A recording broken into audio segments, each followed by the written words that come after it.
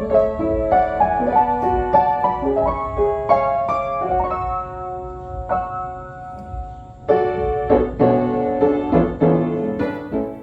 gabi sa matag usa. Nanapunta itong Wednesday service, our preaching training. Salamat sa Ginoo. Maayo kang Ginoo sa itong kinabuhi. So mao ni nga nadit karon buhi og nata sa church nag-worship kaniya sa atong magbubuhat. So let's open our Bible to the book of 2 Corinthians chapter 8. Ato yandam da igsoon ang diha lang ato yandam diha. So, ang title sa itong mensahe, may sunan, kini nga mensahe is Prove Me. No? Ang Ginoo, nangita jud og result sa imong kinabuhi. O gusto sa Ginoo nga i-prove nimo imong kinabuhi diha sa Ginoo. Ang pag-prove sa Ginoo, pag-prove na to sa Ginoo is dili ka nang show off. Dili nga pakitang gilas nga sibya ka nga ako ning gibuhat. Isibya nimo sa simbahan nga mao ni akong gibuhat, mao ni akong nahimo. So ang nag-glorify ikaw, imong kagalingon na glorify. So show off. But ang pag-prove na to sa Ginoo is to show up. Unsa man? In the silent of sa pagtuo. Silent faith na to diya sa Ginoo. Ang silent na to nga pagtuman diya sa iyang pulong. Ang silent na to pagsunod diya sa Ginoo. In the silent way, diya na to ma-prove sa Ginoo nga unsa ta diya sa Ginoo. So maigsunan, the title of this message, Prove Me. Prove me. God, ang Ginoo naingon sa tuwa nga prove me. So while Sunday katong about giving giwali ni pastor. So nasod pud nakam up pud sa ako din gi-take note nya message ba about sa atong kagalingon. So, nakabuhat ko duha ka puntos. Ug mao ni siya igsoon. Ang title is Prove Me. Now, point number 1 is prove your love. Prove me ang imong gugma diha sa Ginoo. Nice sayings nga ingon nga you can give without loving, di ba? But you cannot love without giving. Pwede ra ka makahatag igsoon sa imong kagalingon nga sa imong pagkakasubra sa imong bahandi, pwede ra ka makahatag nga wala ra hatag ra ka. Wala ra. But ningon diri sa quotes sa kaning kuan, but you cannot love without giving.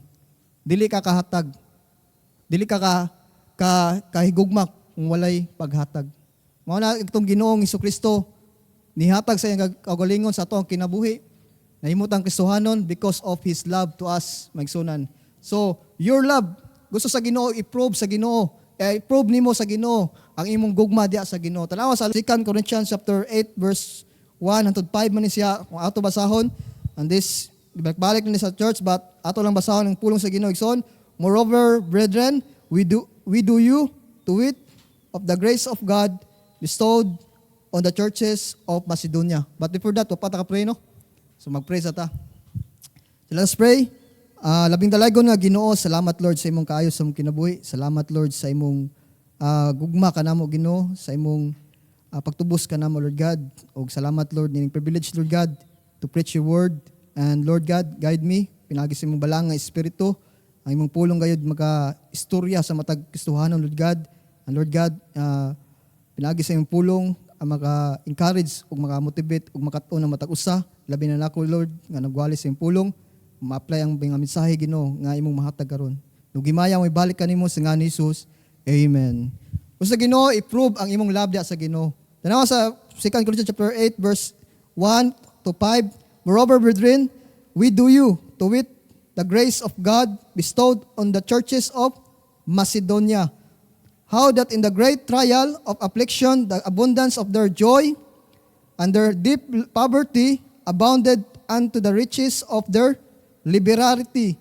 For to their power have a record, yea, and beyond their power they were willing of themselves, praying us with much entreaty that we would receive the gift and take upon us the fellowship of the ministering of the saints. Verse 5, and this they did, not as we hope, but first gave their own selves to the Lord and unto us by the will of God. Igsoon, unsaon pag-prove nimo sa imong gugma sa Ginoo, usa ni ang atong paghatag nato sa atong kagalingon diha sa Ginoo.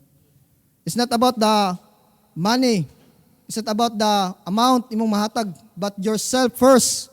Diri sa Macedonian, Macedonian churches, ato na nakatunan, magsuon nga grabe ilang ka pobre, in a deep poverty. But naaslay hiyas nga naapo nato. Naaslay naangkon nga naa nato. Mao ang kaluwasan. Ang kaluwasan.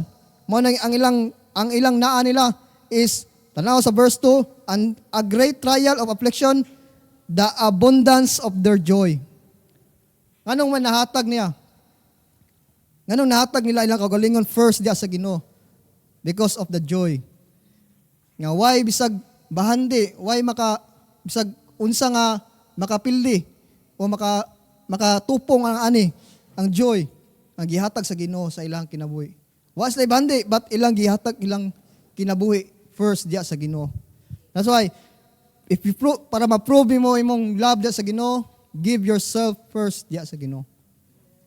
Unsay imong status sa kinabuhi, give yourself first diya sa Ginoo. Ihatag imong kagalingon diya sa Ginoo. Sa paghatag nimo sa Ginoo sa imong kinabuhi, let God control you. Kinahanglan ang Ginoo may mo control kanimo. Dili ikaw na magbuot sa imong kaugalingon. Pwede man imo ipakita isibya nga nisunod ka sa Ginoo pero wa di ay. Pwede man ipakita nimo nga nidu ka sa mga sa church pero wa di ay.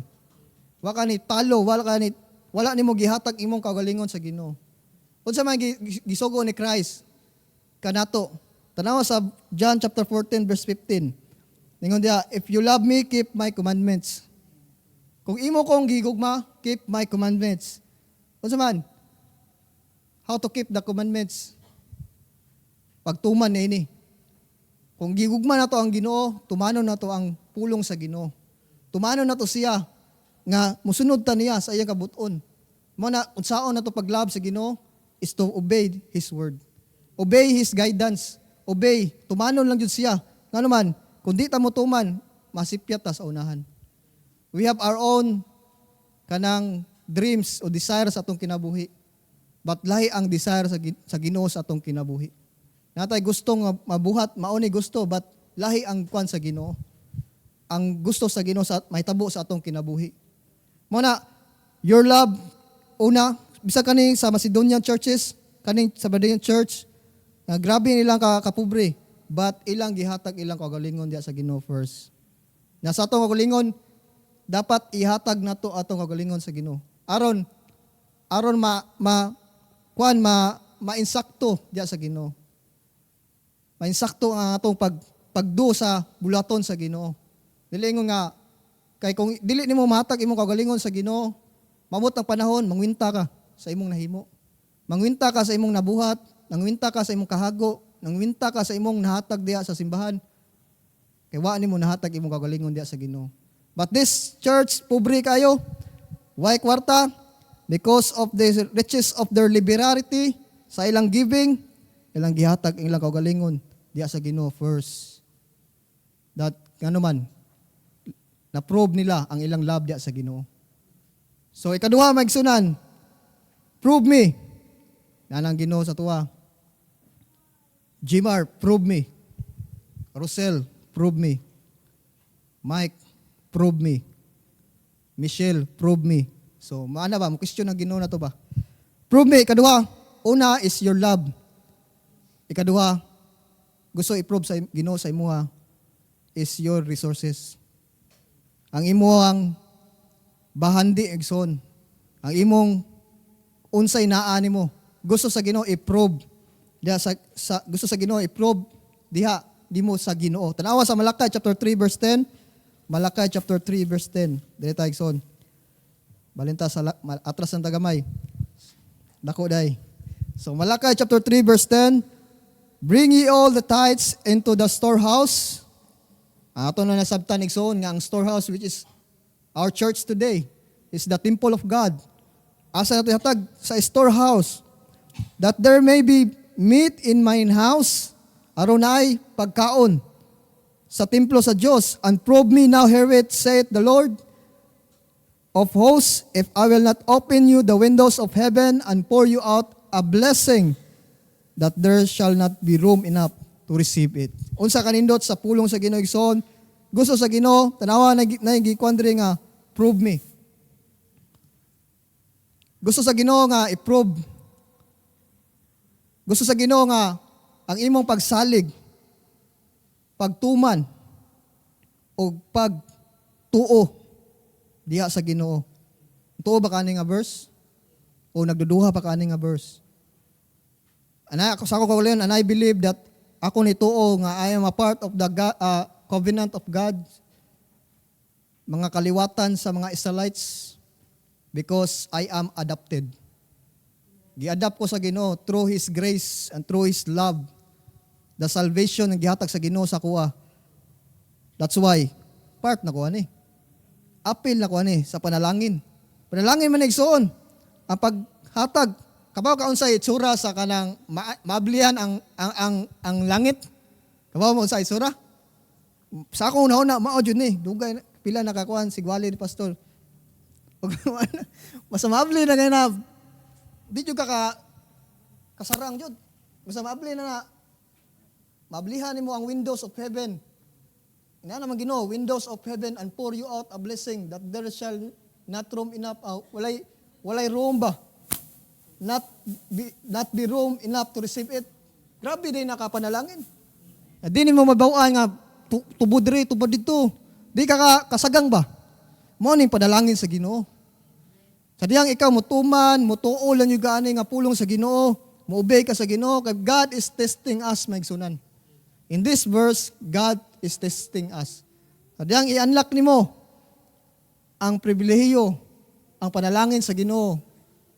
Punga-punga ka. Mo na that's why nga dili nimo ma-achieve nimo ang panalangin karon, because di pa kaangayan. Di pa kaangayan nga mudawat musaw. Mo na una, your love, ikaduha is your resources to God.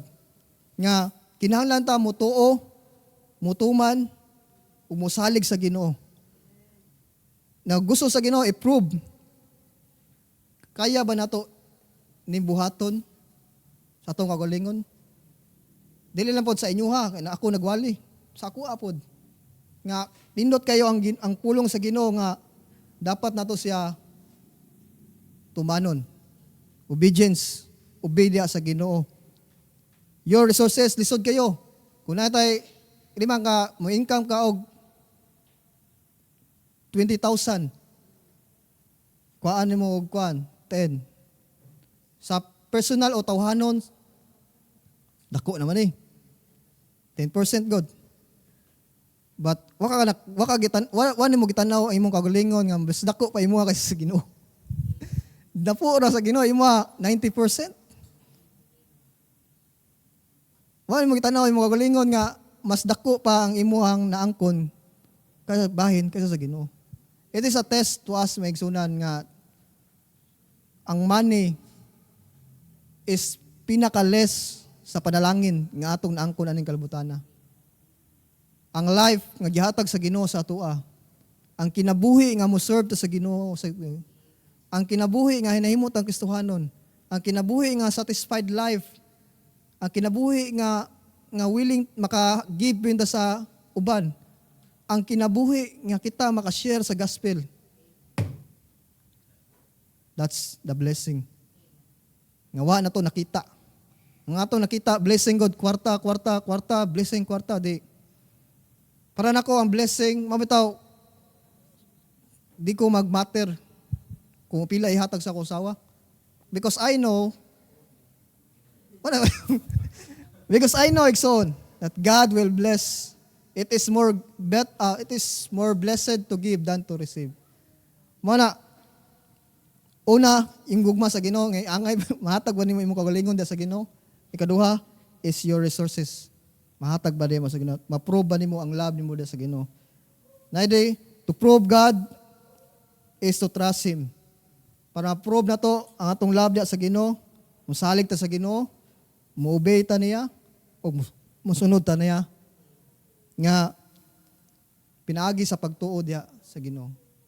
Mo na resources and love ang atong kaugalingon ato ihatag sa Ginoo. So let us pray. Dalago nga Ginoo, salamat Lord sa imong pulong imong gihatag kanamo Ginoo. Salamat Lord sa mensahe. And Lord, thank you God sa preaching training Lord. Salamat Lord to nga kami nasayod Ginoo nga angay kang tumanon sa mong kinabuhi. Pagtuman gayud Lord God sa imong mga pulong. Lord God, ang resilience sa mong kinabuhi nga maka-comeback, makabarog pa jud Lord God. Sa paman many challenges sa mong kinabuhi. Mabot sa mong time sa mong Christian life nga matakilpo o ma-down Lord, but still your word, imong pulong, imong grace, Ginoo, imong grasya Lord God, nakapabangon na mo Lord God para makapadayon sa ministry Lord God. Ginoo, salamat Lord nga ikaw first nihatag sa imong kaugalingon diri ka namo. Willing ka nga mo ninaog diri sa kalibutan para ka namo Lord God, para makaangkon sa salvation imong gihatag ka namo Lord God. Ginoo, sa among status karon, among kinabuhi naay pagtawag nga mahatag jud namo fully diya sa imong kabuton Lord God. Ang Ginoo, ug among resources Lord God nga mainsakto ang paghatag pag-uli diya kanimo Lord God. Ug salamat Lord nga ikaw imong pulong tinuod sa among kinabuhi, among Kristohanon. Ug salamat Lord nga ikaw naka-guide ka namo Ginoo nga Kristohanon nga imong pulong nga angay namong subayon sa among kinabuhi. Salamat Lord sa paggamit nimo ni pastor sa among kinabuhi sa church. Thank you Lord God nga ikaw nagtukod og simbahan para kami matudloan, mainstrukan o magiyahan sa imong pulong Lord Ginoo. Salamat Lord, ug dunghimaya may balik kanimo sa ngalan ni Jesus. Amen.